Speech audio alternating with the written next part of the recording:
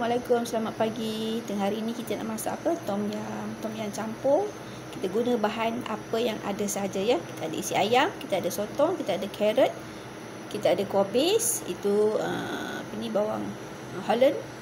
Kita ada daun limau purut. Okey, kita dah didihkan air. Kita dah masukkan lengkuas dengan serai. Kita didihkan air, nanti kita masukkan ayam. Okey, kita dah masukkan ayam ya. Bila air dah mendidih sikit, kita masukkan ayam macam biasa.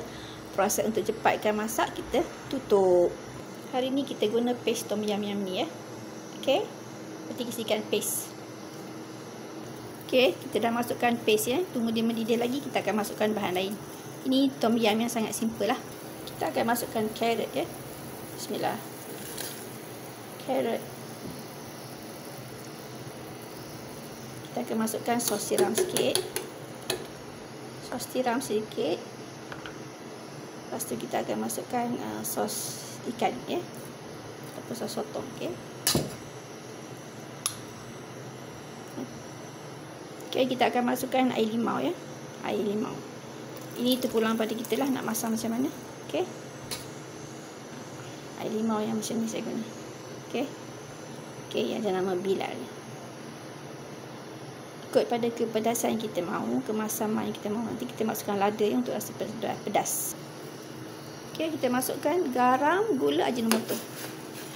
Ini perasa pun sama atas kita juga. Rosak sikit dulu. Nanti kita akan rasa macam mana. Okey, kita masukkan cili padi. Siapa nak pedas boleh masukkan lebih lah cili padi. Nanti kita akan masukkan sayur kobis, daun limau purut dan juga bawang Holland ya. Kita masukkan. Bismillah. Okey. Kita tunggu hingga mendidih ya. Okey, ini kurang masam, kurang garam. Kita tambah air lagi, air limau ya, dengan garam. Okey, tunggu mendidih sekejap, kita akan letakkan sotong. Okey, kita akan letakkan sotong ya. Bismillah.